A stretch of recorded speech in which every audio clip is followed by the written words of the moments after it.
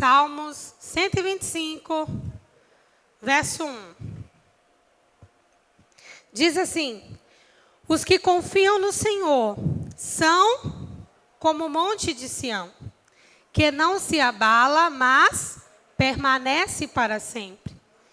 Como os montes em volta de Jerusalém estão, assim o Senhor está em volta do seu povo, desde agora e para sempre. Vamos ler mais uma vez o verso 1 e o verso 2? Os que confiam no Senhor são como o monte de Sião, que não se abala, mas permanece para sempre. Como em volta de Jerusalém os montes estão, assim o Senhor está em volta do seu povo. Amém? Vamos dar graças pela palavra. Pai, muito obrigada, Senhor, pela sua palavra. Ela é vida para nós, ela nos alimenta. Tua palavra é luz, é farol. E nós te louvamos por tudo que já vivemos aqui. Dizemos sim, amém, para cada oração, para cada canção, para cada clamor. E te dizemos, Pai, o nosso coração está pronto, nossa mente está aberta, o nosso espírito está aberto. Nós queremos receber com mansidão a palavra em nós enxertada nessa noite, em nome de Jesus. Você pode dizer amém? Amém. Glória a Deus. Queridos, nós estamos estudando no livro de Neemias sobre a retificação dos muros de Jerusalém. E estamos extraindo muitos princípios desse processo. Já falamos sobre muitas coisas interessantes, está lá no YouTube, Spotify, Deezer, como você quiser. E hoje a gente vai dar continuidade. Mas antes, muita gente não sabe o que é Jerusalém, muros, portas, né? E eu me atentei que eu não coloquei esse fundamento no início. Então me dê 2 minutos para falar sobre isso. Amém? Deus, ele sempre se colocou como um muro ao redor do seu povo, né? Um muro invisível. Por exemplo, lembra quando o povo saiu do Egito, né? Enquanto eles estavam no deserto, uma coluna de fogo estava com o povo em uma nuvem. O que era aquilo ali? A proteção de Deus, né? Então a nuvem os escondia, o fogo os aquecia. Então Deus sempre foi um muro invisível ao redor do seu povo. Quando finalmente Jerusalém foi edificada, né? A cidade de Davi, então, os muros, eles foram erguidos, né? Com 12 portas. E era muito glorioso, né? Davi, de fato, ele fortificou como ninguém. E Salomão, apesar de um determinado momento para frente, não ter feito boas escolhas, mas no início ele deu os primeiros passos seguindo o exemplo do seu pai. Então, aqueles muros em volta de Jerusalém, aquelas portas fortes, né? Aquela segurança que era visível na cidade, na verdade, ela demonstrava espiritualmente a condição do povo de Deus. Um povo protegido, um povo guardado, um povo escondido, né?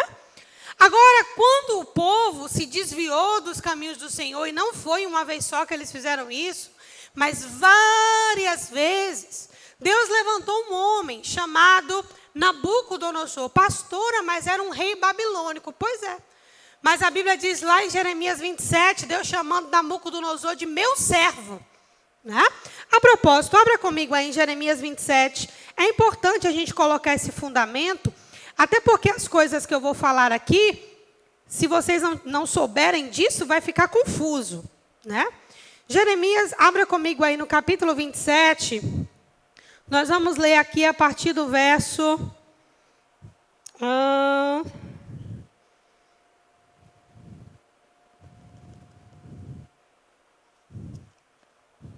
Vamos ler comigo a partir do verso 8. Olha só. Todas as nações servirão a ele. Né? Vamos ler o 6. Agora eu entregarei todas essas terras nas mãos de Nabucodonosor, rei da Babilônia, meu servo. Olha, o rei da Babilônia, né? O ápice da corrupção espiritual, do ocultismo, da depravação. Mas Deus está dizendo, Nabucodonosor vai me servir de alguma coisa, né? E eu vou levantar ele para saquear Jerusalém. né? Aí é muito daquilo que eu já ensinei para vocês aqui na igreja, que bem e mal, queridos, pertencem a Deus. Agora, até o mal de Deus é bem no final. E a loucura de Deus é mais sábia que a sabedoria dos homens. Está comigo? Então, Deus está falando aqui, é com Nabucodonosor, né? Aqui a partir do verso 6. Agora eu entregarei todas essas terras nas mãos de Nabucodonosor, rei da Babilônia, meu servo. Até os animais do campo lhe darei para que o sirvam. Todas as nações servirão a ele, a seu filho e ao filho do seu filho. Então, está estabelecendo um tempo em que o povo de Deus ficaria ali subjugado, né? Até que também venha o tempo da sua própria terra, quando muitas nações e grandes reis se servirão dele, né? Então Deus está dizendo o seguinte: até eu julgar a Babilônia, eu vou usar a Babilônia como instrumento de juízo. Então, comigo até aqui? Vai chegar a vez da Babilônia ser julgada. Mas enquanto não chega a vez da Babilônia, então eu vou usar a Babilônia para julgar o meu próprio povo, né? E aí no último versículo aqui, verso 22, está escrito assim, verso 22. Para a Babilônia serão levados e ali ficarão, até o dia em que eu os tirar, diz o Senhor. Então os farei subir e tornarei a trazer este lugar. O que Deus está dizendo através de Jeremias para o povo de Israel? Antes dos muros caírem, antes dos muros pegarem fogo, antes de Nabucodonosor saquear Jerusalém, antes de tudo isso, Deus deu várias advertências, várias, por gerações. Como o povo não mudou a conduta, Deus então disse: pronto, então eu tenho um cativeiro para Jerusalém. Observe, não era mais a escravidão, né? Não era mais a escravidão, era um cativeiro, mas não era escravidão mais, né? E o povo vai ficar exilado por 70 anos na Babilônia. E outra, depois você lê o capítulo todo, Deus fala assim: não adianta levantar profeta dizendo que é para fugir, que é para isso, que é para aquilo. Se os profetas tiverem de clamar por alguma coisa, clama ao Senhor para que eles possam ficar pelo menos com os utensílios do templo. Né? Pelo menos com os utensílios do templo. Deus estava decidido, não era algo que tinha como reparar, não tinha intercessão que resolvesse, foi algo que Deus determinou, vai ser assim. Então, Deus usou Nabucodonosor como meu servo para julgar Jerusalém por 70 anos. Agora você olha para os dias de Neemias, estamos falando dos dias de Ciro, lá em Isaías, né? Deus ele usou Isaías para profetizar isso. Falando acerca de Ciro, o meu ungido. Quem é Ciro? Um rei pagão do mesmo jeito, né? Mas Deus está dizendo: o meu ungido Ciro, eu irei adiante dele, eu vou endireitar os caminhos tortuosos, eu vou dar os tesouros escondidos. E quem foi Ciro? O responsável pela restauração de Jerusalém, um rei também pagão. Então o que eu estou dizendo com isso, gente? Que tudo está nas mãos do Eterno. Amém? Que tudo está nas mãos do Eterno. Veja só, Deus usou a figura de um rei pagão para abater Jerusalém e usou a figura de outro rei pagão para restaurar Jerusalém. Não é à toa que a Bíblia diz que o ímpio entesoura para o justo. Está comigo? Então, preste atenção numa coisa. Quando você olha para as coisas que estamos falando aqui, e eu vou dar essa dica para você. Quando você lê o Antigo Testamento, você está lendo figuras. Diga comigo, figuras. Figuras. Aquelas histórias aconteceram de verdade, mas você está lendo figuras. O apóstolo Paulo, em Romanos, no capítulo 1, ele diz assim: Deus tentou falar aos homens através da sua sabedoria. Eu preguei aqui um culto, quando eu falei Deus está pregando, né? Eu falei que Deus pregava e usei esse texto de Paulo. Paulo disse: olha, Deus tentou falar com os homens através da sua sabedoria, através das coisas criadas. As coisas criadas, elas anunciam sobre esse grande Deus. Agora, como os homens, eles não ouviram a Deus através da sua sabedoria, aprove a Deus agora que eles só se convertam através da loucura da pregação do Evangelho. Pastora, traduz para nós, o que é a loucura da pregação do Evangelho? Presta atenção nisso, porque isso é chave para você entender a Bíblia. Quando a gente fala de Malaquias para lá, estamos falando de figuras. fatos que aconteceram, que guardam princípios de como Deus se relaciona com o homem, de qual é a verdadeira vontade de Deus, de como é o caráter do próprio Deus, que é um caráter imutável, vale ressaltar, né? Você está lidando com figuras. No Novo Testamento, de Jesus para frente, você vai lidar agora com o Filho de Deus sendo a expressa imagem do Deus invisível. O que é a expressa imagem do Deus invisível? Já não são mais figuras que eu vou juntar para montar um quebra-cabeça. Jesus é a própria imagem. Ele é a expressa imagem do Deus invisível. Mas Paulo diz que ainda assim, os sábios desse mundo crucificaram o Senhor da glória. Então, se nem com as figuras o povo aprendeu, se nem com o próprio Filho de Deus encarnado na terra, o povo não aprendeu. Então, Deus ele fez uma proposta. A loucura da pregação do Evangelho. Por que o Evangelho é uma loucura?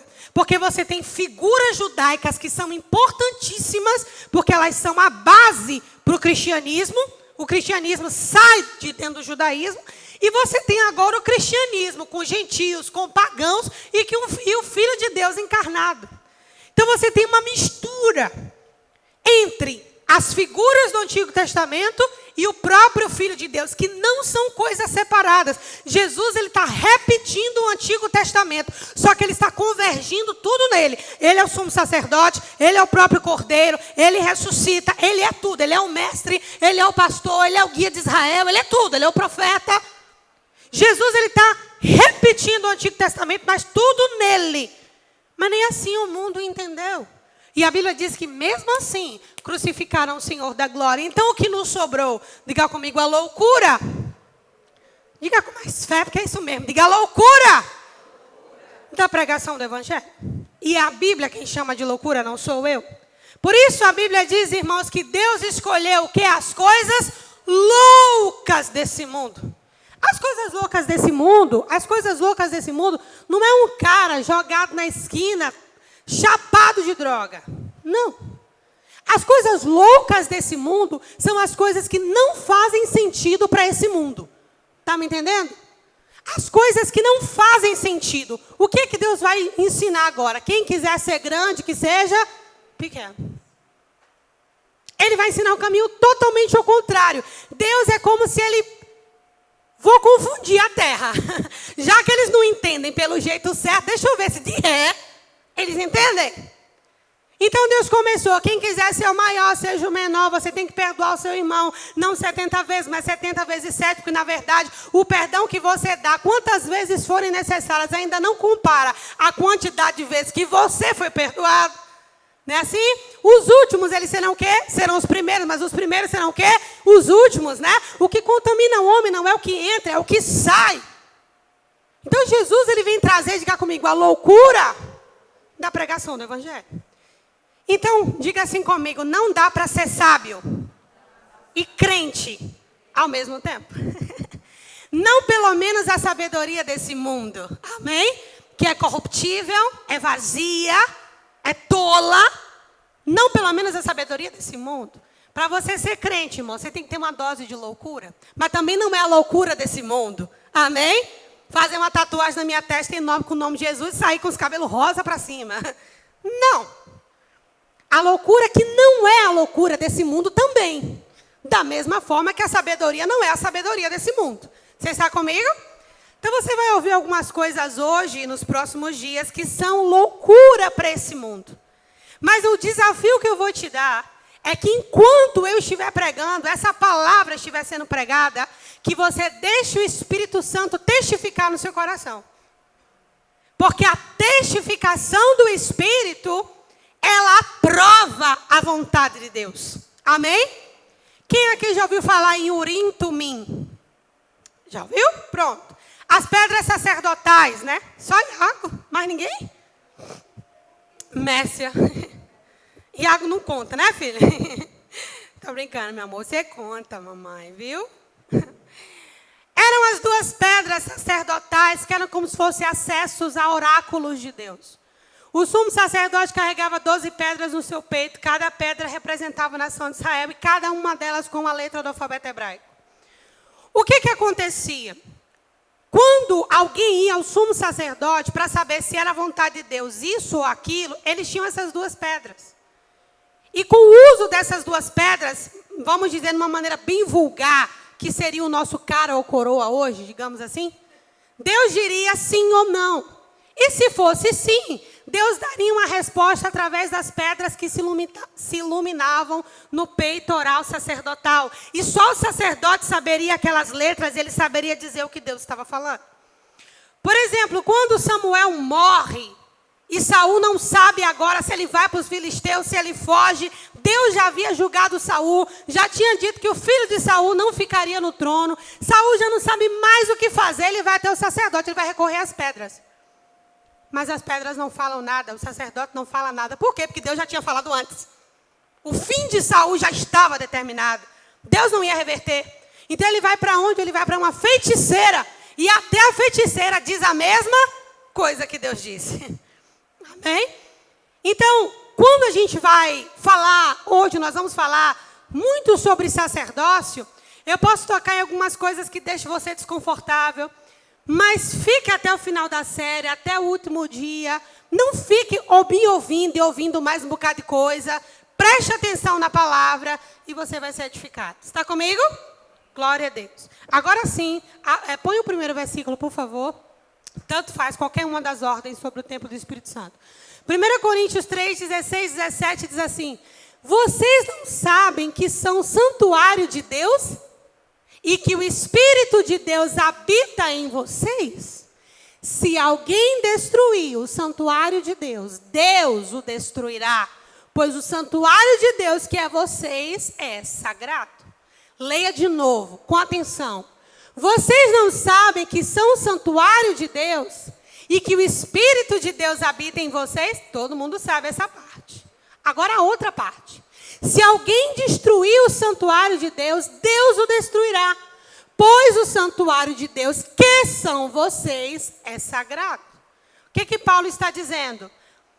Todas aquelas figuras do tabernáculo, da tenda do Senhor em Siló, o tabernáculo de Davi, o templo de Salomão, o segundo templo, tudo isso é uma figura do verdadeiro templo de Deus na terra, que são os homens. Por isso está escrito que Deus não habita o quê? Em templos feitos por mãos humanas.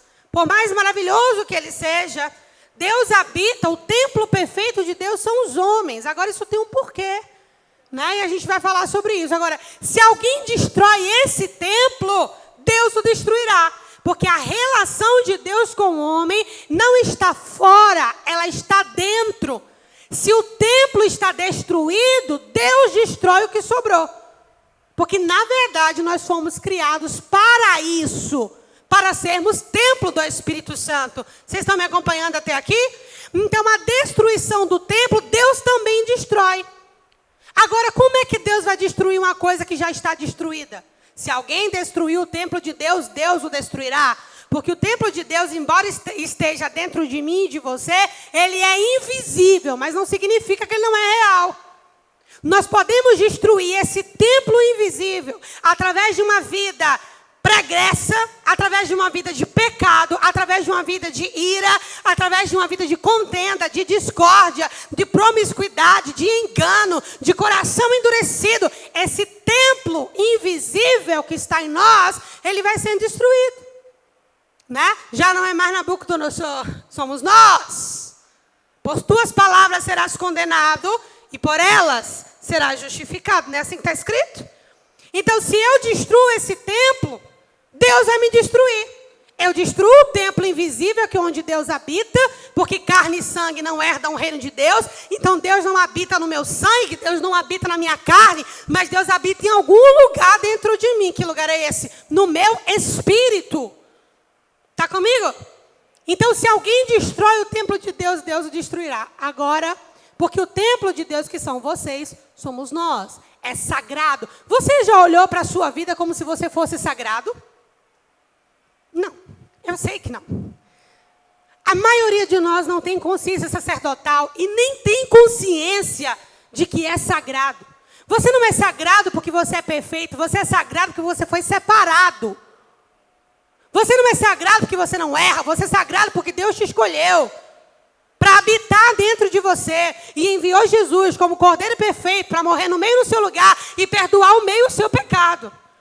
Então, como nós não olhamos para a nossa vida como algo sagrado, nós tratamos a nossa vida de qualquer jeito, porque nós achamos que sagrado é o culto, sagrado é o altar, sagrado são os músicos, sagrado é o pastor, sagrado é quem prega. Irmão, sagrado é você. Nós somos o templo de Deus que é sagrado. Quando nós nos juntamos, né? Vamos aprender até o final dessa mensagem. Aí sim, é uma nação sacerdotal. São todos prestando um culto de louvor ao eterno. Está comigo até aqui? Pode passar, por favor, o próximo versículo? Que acordo há? Olha aí uma maneira de destruir o templo de Deus. Ó, fazendo acordos. Que acordo há entre o templo de Deus e os ídolos? Pastor, o que é ídolo? Você pensa, ídolo deve ser uma imagem de fundição, né? Ídolo deve ser um trem que eu faço com as minhas mãos e eu vou lá adorar. Ídolo é qualquer coisa que pode ser adorada. Visível ou invisível. Os índios, por exemplo, eles não adoram Tupã? E qual é o formato de Tupã? Não tem? Está comigo? Existem deuses que são antropomorfos, né? Assumem forma humana, como a gente conhece vários. Existem deuses sem forma, que imitam essa característica do nosso Deus, que é espírito. Mas ídolo não é necessariamente aquilo que eu faço com minhas mãos. Ídolo é tudo aquilo que pode ser adorado. Sabia que até um comportamento pode ser adorado? Um comportamento pode ser um ídolo? Uma rotina pode ser um ídolo? Qualquer coisa pode ser um ídolo, né? Que acordo há entre o templo de Deus e os ídolos? Essa é uma pergunta retórica. Qual a resposta? Nenhum. Pois somos santuário do Deus vivo. Paulo está reafirmando. Como disse Deus, habitarei com eles. Olha só. Habitarei com eles e entre eles andarei. Serei o seu Deus e eles serão o meu povo. Né? Então, Deus vai habitar conosco. Ou melhor, em nós. Vocês lembram qual foi a saudação do anjo para Maria? E ele será chamado o quê? Emanuel, que traduzido é Deus conosco, mas a melhor tradução ali não é Deus conosco, é Deus em nós. Está comigo? Deus em nós. Agora, se nós somos o templo, quem é o sacerdote? Porque todo templo precisa de um sacerdote. Está comigo? Agora, no Antigo Testamento, Deus nos deu essa figura. Lembram das figuras? O Antigo Testamento nos dá as figuras de como funciona o templo. Para a sua alegria e a minha alegria, tudo ali é sobre nós, exceto o sumo sacerdote, que é Jesus. Mas o resto somos todos nós, trilhando um caminho de volta para o Pai. Exceto o sumo sacerdote, que é a ordem de Arão, é uma ordem específica. Pode passar, por favor, para o primeiro ponto? Olha só. Deus vê o homem, dentre outras figuras, como sacerdote. Sabe o que é sacerdote? Sacerdote é alguém feito para Deus. Né? Alguém feito para Deus. Então, quando Deus vê você, antes dele ver você como qualquer outra coisa, ele vê você como sacerdote. Em outras palavras, quando Paulo diz assim, quer comais, quer bebais, tudo façais para a glória do Senhor. Se eu faço tudo para a glória do Senhor, isso é uma obrigação sacerdotal. Está comigo? Então, o sacerdote é aquele que vive para Deus. É separado para Deus. Deus vê o homem, dentre outras figuras, como sacerdote, criado por ele e para ele. A figura do sacerdócio está no espírito humano, no qual Deus se relaciona com o homem. Não precisa abrir. Mas João 4:24, Jesus fala o que para a samaritana?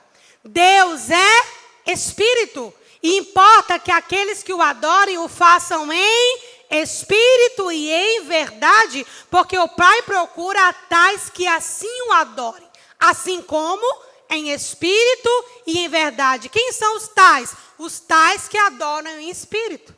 O que é isso? Compatibilidade. Um Deus que é espírito, que quer ser adorado em espírito. Então, se eu pego o meu violão para adorar a Deus, não é o meu acorde que está chegando ao céu, mas é o meu espírito que se eleva a Deus através da minha adoração. Deus está recebendo o que o meu espírito está oferecendo. Amém? Meu espírito está oferecendo. Então, Deus ele não tem prazer, já na antiga aliança ele disse isso. Eu não tenho prazer no sangue de touros e bezerros, eu ia dizer besouros. Eu não tenho prazer no sangue de besouros, veja que coisa horrorosa. No sangue de bezerros e touros Deus não tem prazer, e nem na própria gordura dos animais.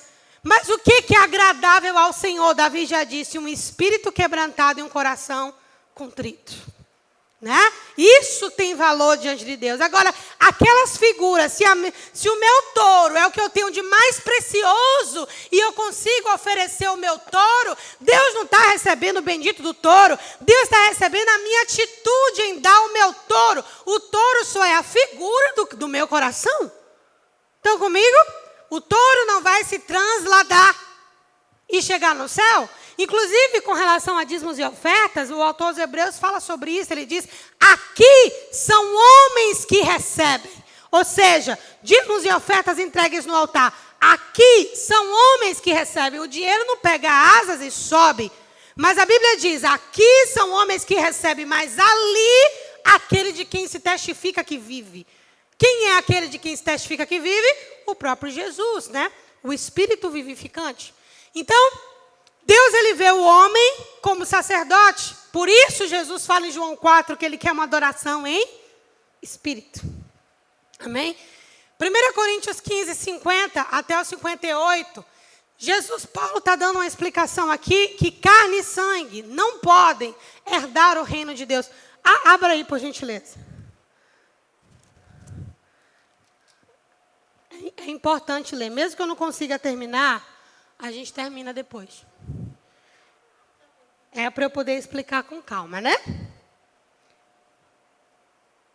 Verso 50. E agora digo isso, irmãos, que a carne e o sangue não podem, diga comigo, não podem herdar o reino de Deus, né?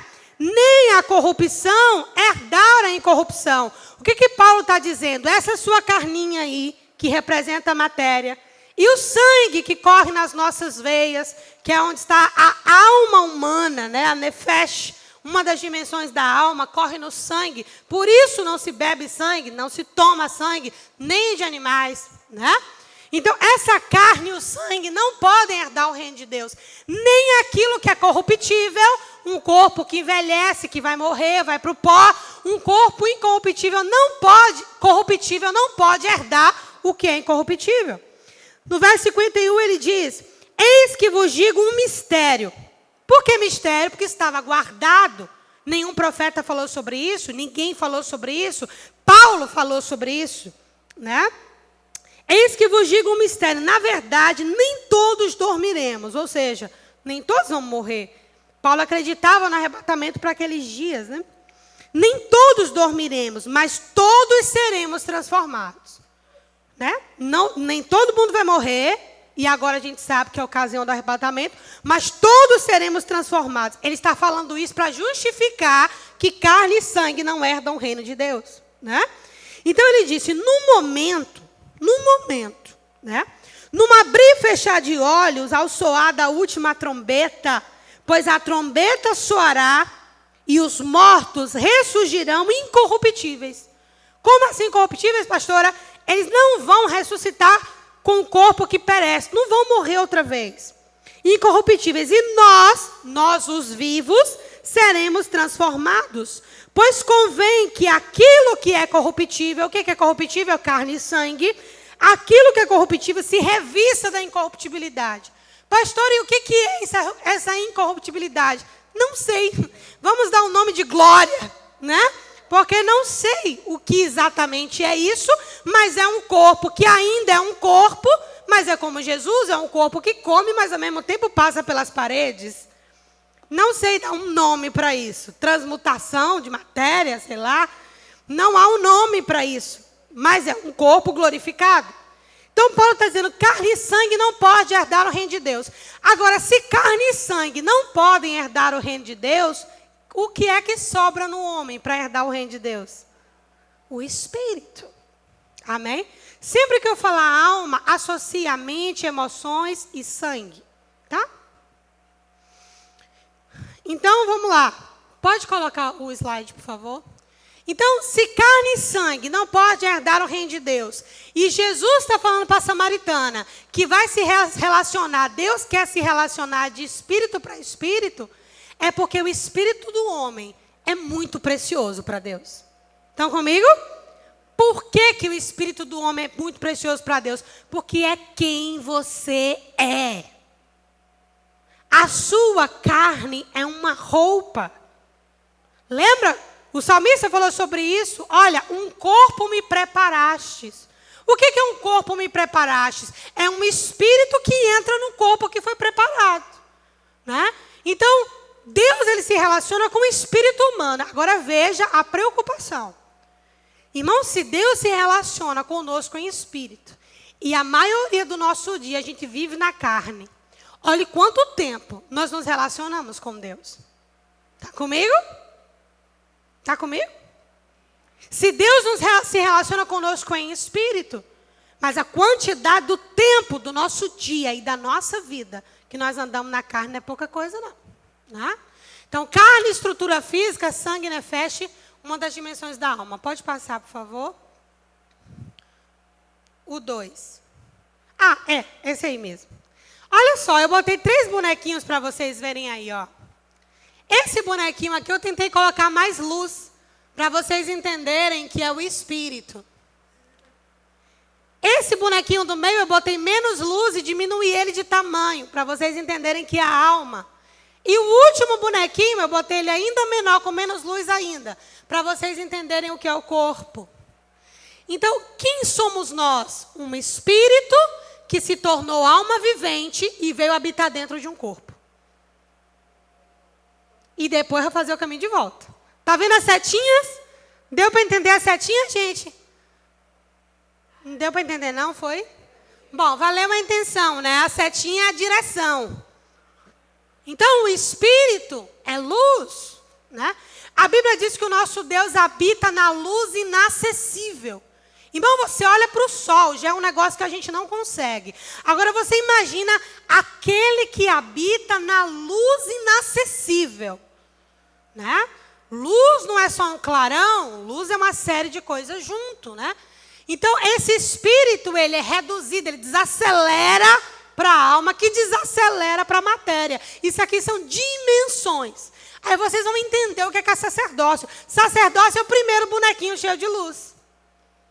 É quem nós somos.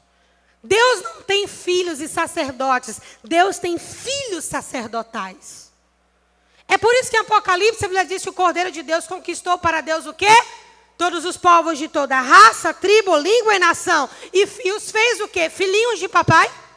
Não. E os constitui o reino e sacerdotes. E reinarão com ele para sempre. Ponto, acabou. Revelação, Apocalipse. Ou seja, de Gênesis a Apocalipse, aconteceu tudo que você imaginar e vai terminar como era para ser no início. Uma nação sacerdotal. Reino e sacerdotes que vão reinar com ele para sempre. Pode passar, por favor. Tá dando para acompanhar? Vocês querem que eu vá mais devagar? Tá para ir? Só que aí tem que ser 2 cultos se eu for mais devagar. Há um esforço do sistema religioso para as pessoas, para que as pessoas vejam a si mesmas como filhos de Deus e não como sacerdotes. Ô pastor, eu não sou filho de Deus, mas não é. É filho de Deus, claro que você é. Mas você é filho de Deus porque você foi feito para ser sacerdote. Né? Então, enquanto na antiga aliança, o esforço era apontar para os privilégios do sacerdócio. Né? Mas não a verdadeira responsabilidade. Presta atenção. Eu e você somos filhos de Deus, mas não para sermos filhinhos de papai. Olha para o filho pródigo. Os filhos do papai trabalhavam para o papai. Está comigo? Trabalhavam para o papai. Há um esforço do sistema religioso de colocar na mente das pessoas esse filhinho de papai, mas não de sacerdotes. É como se o sacerdócio ficou um negócio lá da antiga aliança. Querido, o sacerdócio antecede a antiga aliança na figura de Melquisedeque. Lembram de Melquisedeque? Melquisedeque é um homem sem ele nem beira. Mas é um homem para quem Abraão dizimou. O que foi que Abraão viu em Melquisedeque, só Deus sabe. Mas Abraão viu em Melquisedeque um sacerdócio. Antes da lei, Moisés nem sonhava em vir ao mundo. E ele dizimou a Melquisedeque. O seu sacerdócio, o sacerdote que eu e você somos, não é segunda ordem de Levi, é segunda ordem de Melquisedeque. É um sacerdócio que antecede. Nós viemos para essa terra, para Jesus fazer essa obra todinha que Ele está fazendo na sua vida. Limpando você dos pecados, tirando os carrapichos, tentando aprumar seu coração, direcionando suas emoções, limpando sua alma, ajustando você na palavra, para na hora que a trombeta tocar, que é uma característica sacerdotal, você responder. Está comigo? Amém? Então, cuidado com esse esforço dos filhinhos de papai, né? Claro que Deus é o meu pai. Ai de mim se Ele não fosse o meu pai. Mas justamente por Ele ser o meu pai, eu preciso ter a consciência do reino que eu represento. Porque eu sou filha. Irmãos, eu vou dizer numa dimensão muito menor. O fato de vir de uma família pastoral já me cobra 4 vezes mais. Só o fato de vir de uma família pastoral. Agora você imagine você ter a consciência de que você é filho de Deus. Está comigo? Então, somos filhos de Deus, mas não para ser um filhinho de papai. Somos os filhos de Deus e temos um sacerdócio. Fomos gerados para isso. Se fomos gerados dele, somos filhos dele. Mas somos filhos do quê? Filhos sacerdotais. Amém? Então, no Antigo Testamento, o foco estava nos privilégios da antiga aliança, ou do sacerdócio. Você vê a postura dos fariseus, né? Aquela honra que eles exigiam das pessoas, a maneira como eles queriam que as pessoas tratassem eles, a maneira que eles se impunham em nome de Deus, dando ordem, e faz, e acontece, né? E Jesus olha para aquilo tudo, e do que adiantava eles terem sacerdócio, serem chamados, mas não havia compatibilidade, eles tinham o título, mas não tinham a essência. O que é uma coisa feita, uma caixa feita, mas vazia? Um sepulcro. E é por isso que Jesus os chamou de sepulcros caiados. Porque eles tinham uma aparência, mas eles não tinham a essência. Amém?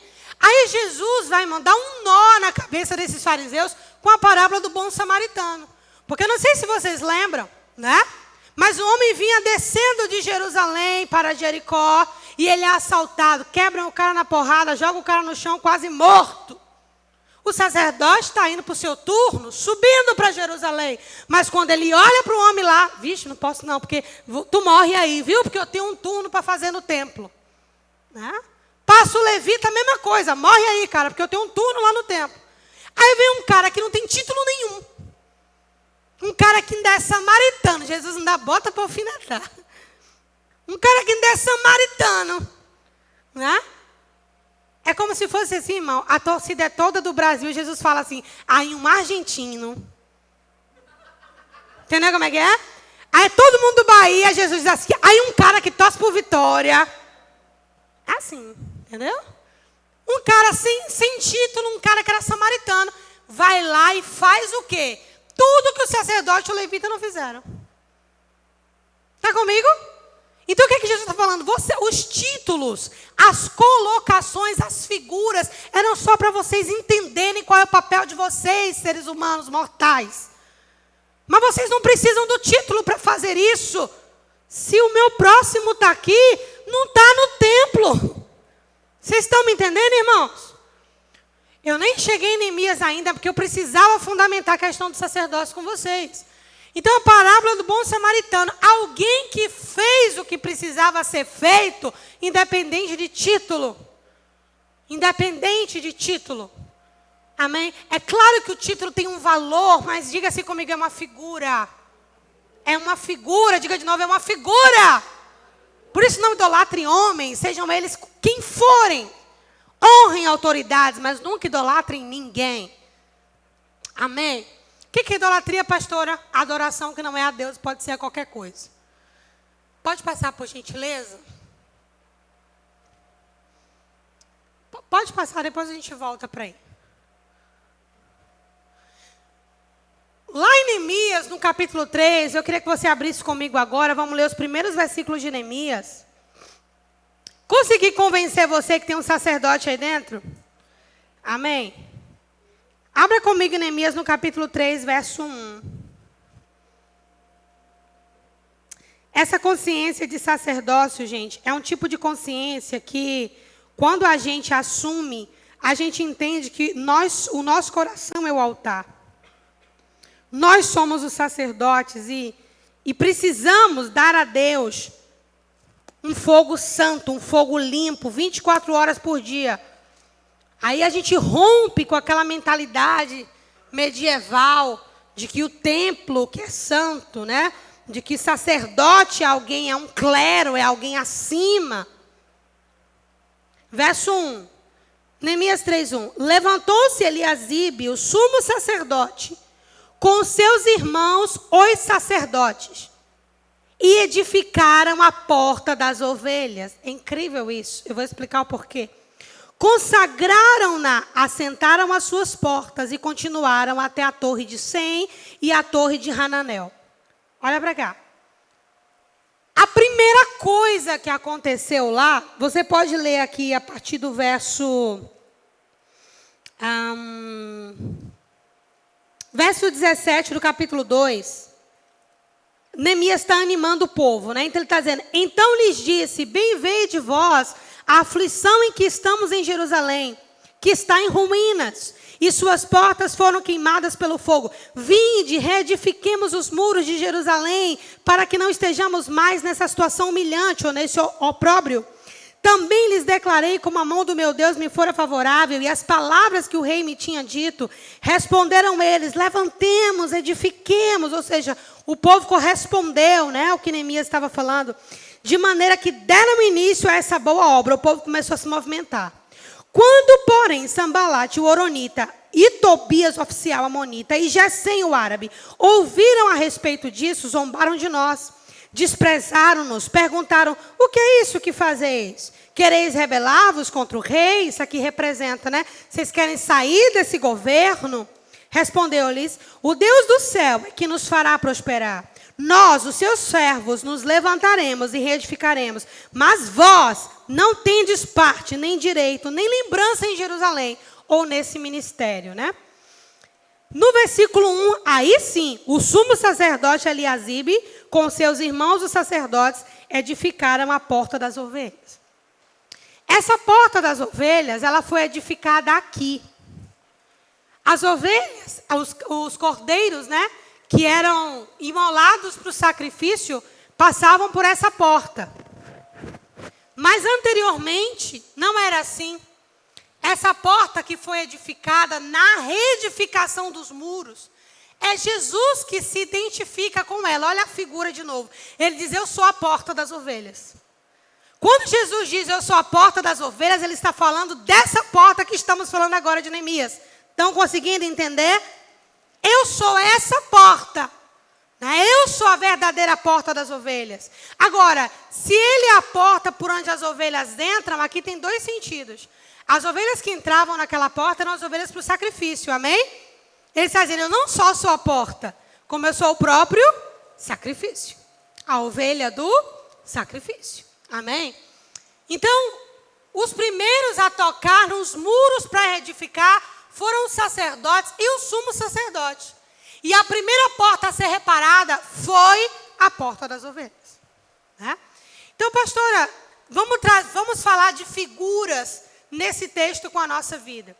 Querido, se você é um Neemias, né, você é um homem, você é uma mulher, né, você precisa de auxílio sacerdotal para reedificar a sua vida. As áreas da sua vida, ou toda ela, que estejam em ruínas. Mas você vai precisar de ajuda sacerdotal e você precisa do sumo sacerdote. O nosso sumo sacerdote se chama Jesus Cristo de Nazaré. Não é Eliasibe, é Jesus Cristo de Nazaré. Aqueles sacerdotes, irmãos de Eliasibe, somos eu e você. Neemias está demonstrando a parte natural, uma parte humana, que se une a um suporte divino, ao seu sacerdócio e ao sumo sacerdote. Lembra daquelas imagens que eu botei para vocês? Imagina tudo aquilo condensando em um só. são figuras. Figuras. São figuras. Então, a restauração da nossa vida, dos nossos muros, ela depende que você desperte o sacerdote que há em você.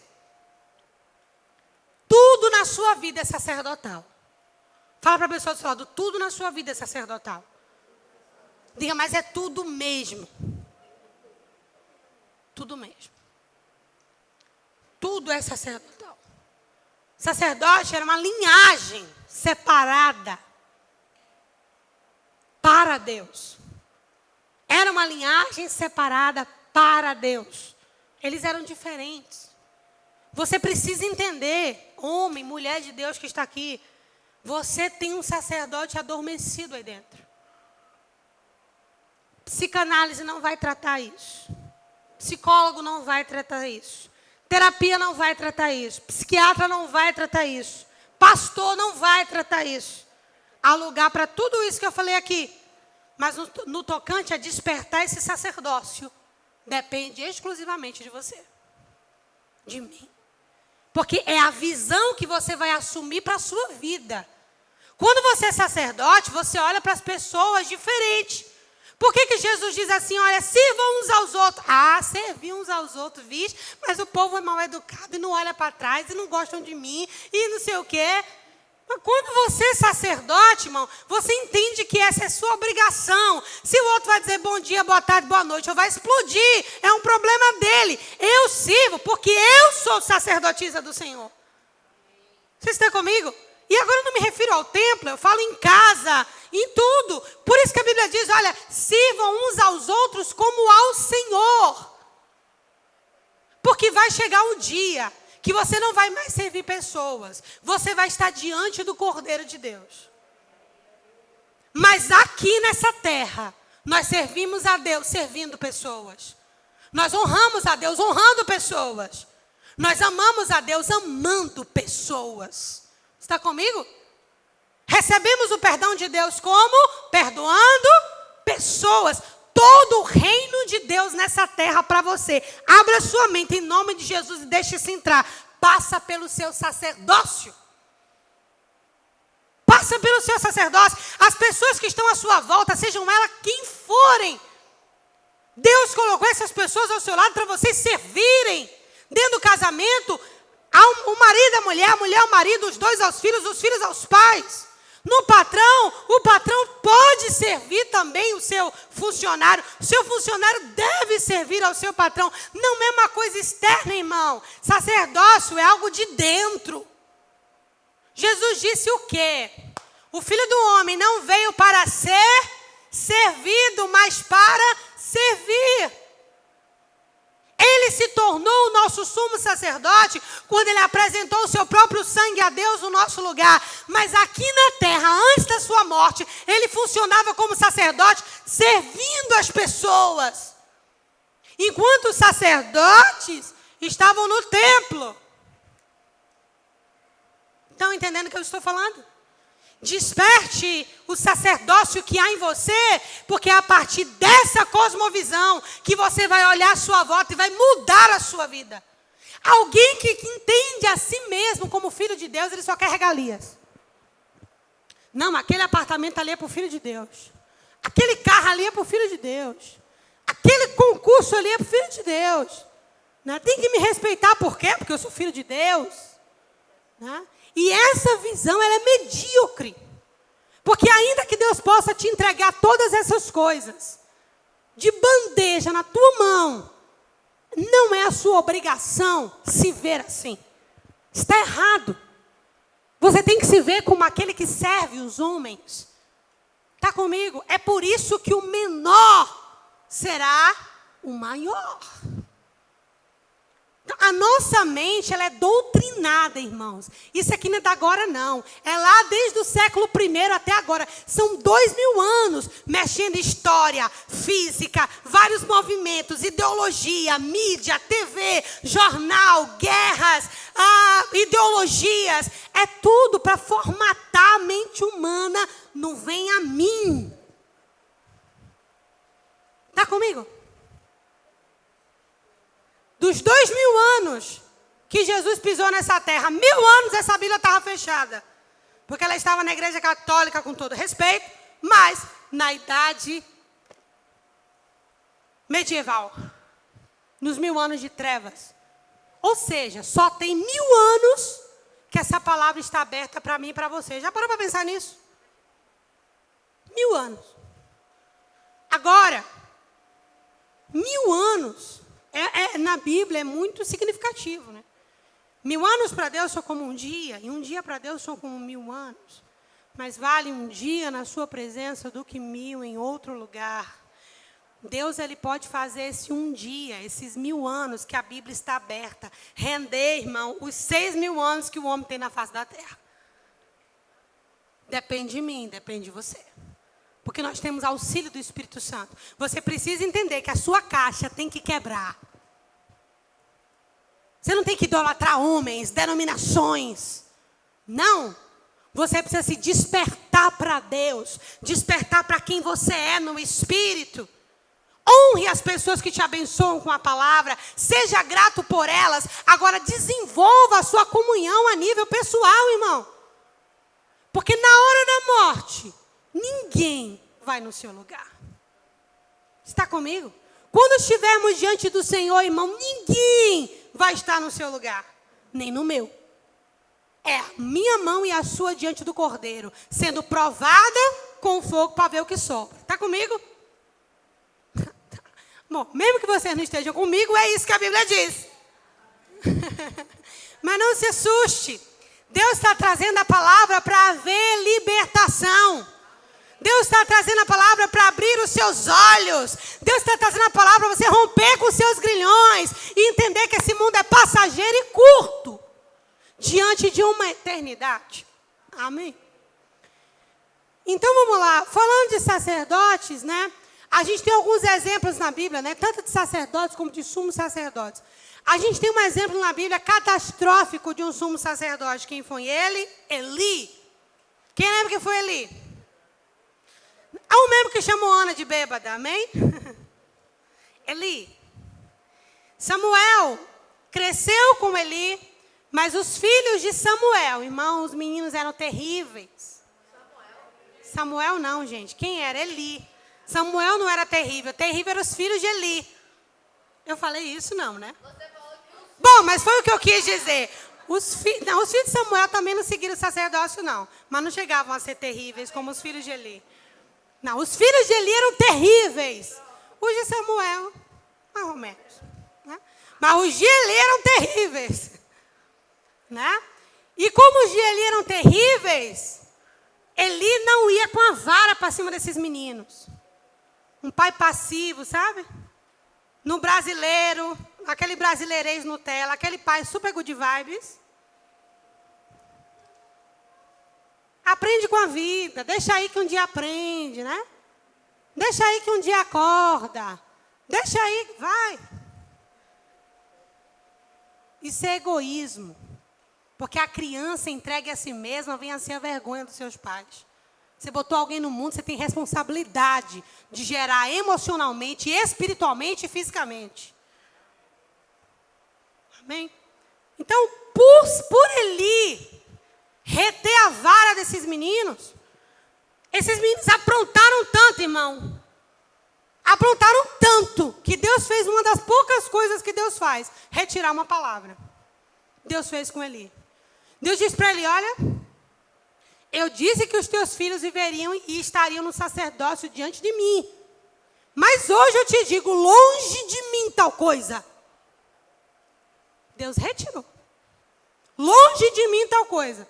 Já pensou Deus falar no teu ouvido, não quero conta com teus filhos?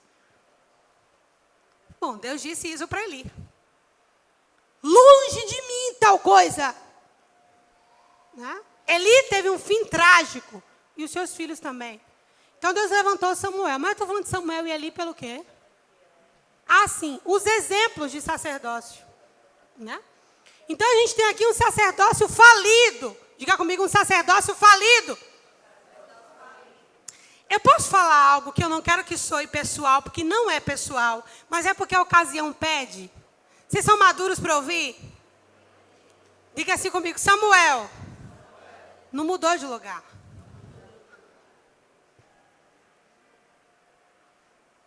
Não é pessoal. De verdade não é. Porque tem alguns irmãos que saíram da igreja e podem dizer, olha, a pastora falou isso para dar uma indireta. Irmão, eu nunca prego dando indireta. Eu sou bem resolvida com isso, amém? Todo mundo que saiu da igreja eu amo de paixão. Todos eles, não tenho intriga com nenhum. Amo e chorei e ainda choro por cada um. Mas eles não são meus, são do Senhor, amém? E cada um deles teve os seus motivos particulares. E eu preciso respeitar. Mas não vou deixar de pregar para não parecer que eu estou falando. Deu para entender? Samuel, diga comigo, ficou lá. Diga, no meio da família reprovada por Deus. E o que foi que Deus fez? Levantou em Samuel o ministério. Sabe o que isso significa? Deus não faz remendos. Deus vai até o fim naquilo que Ele começa. E se você quiser se parecer com Deus, aprenda a fazer o mesmo. Amém. Então a gente tem ali um outro sacerdote mais ou menos, mas era gente boa, Zacarias. Quem é Zacarias? Cadê o povo que lê a Bíblia assim, é fiel, do jeito que assiste o Netflix, mais ainda lê a Bíblia? Quem era ele? O pai de João, viu? João Batista, aquele mesmo que morreu. Ele. Amém? Zacarias. Você vê, Zacarias era fiel a Deus, né? Era um cara fiel. E quando chegou a senha dele para ele ser pai,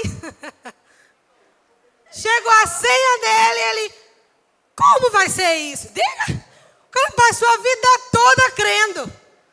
Chega na hora do milagre e vai ser como? Oi, irmãos. Senta aí para dizer outra coisa. Diga assim comigo, tem coisas que Deus não gosta de ser questionado.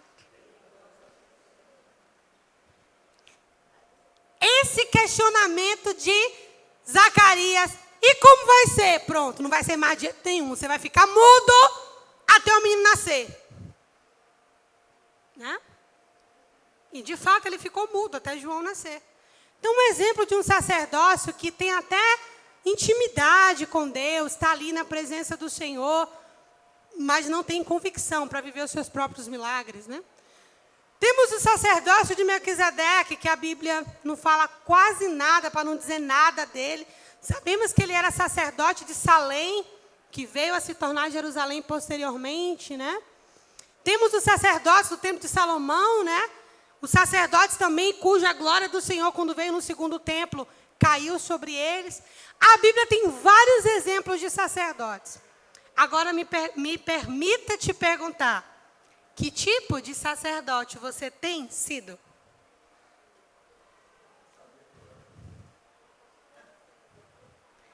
O templo é você. Se você pegar o tabernáculo, ou até o templo, e fizer assim, você vai ver que é um corpo humano. Figuras que hoje a loucura da pregação do Evangelho nos faz entender. Está comigo? O sacerdócio é você. Está em você. Pastor, e onde é que fica o altar no sacerdócio? No coração. Sobre tudo que tens, guarda o teu coração. Porque dele procedem as saídas da vida. Isso quem disse foi lá na antiga aliança. Jesus vai no Novo Testamento e diz a mesma coisa. Do coração do homem sai toda sorte de prostituição, impurezas e pecados. Mas ele também disse, onde estiver o vosso tesouro, ali também estará o vosso coração. Onde está o seu tesouro? Então, Jesus é o sumo sacerdote. E você, que tipo de sacerdote você tem sido? O coração é o seu altar. Pastora, e o que é que está queimando diante de Deus, assim no altar do meu coração? Seus pensamentos, seus sentimentos, suas lembranças. Tudo que você guarda no seu coração é o que você oferece a Deus. Eu sei que ninguém deu um glória a Deus, mas é isso mesmo. E é por isso que, para restaurar muros, querido, tem que restaurar primeiro altar. Não é quando você vem para a igreja que você vem adorar, irmão. Seu coração é o lugar onde Deus tem prazer ou o lugar onde Deus tem repulsa. Depende de mim, depende de você.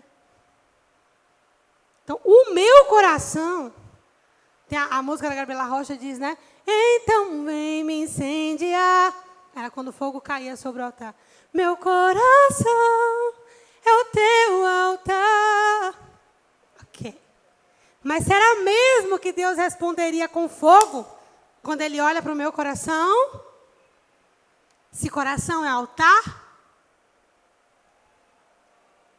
Aí vamos rever a qualidade do nosso sacerdócio.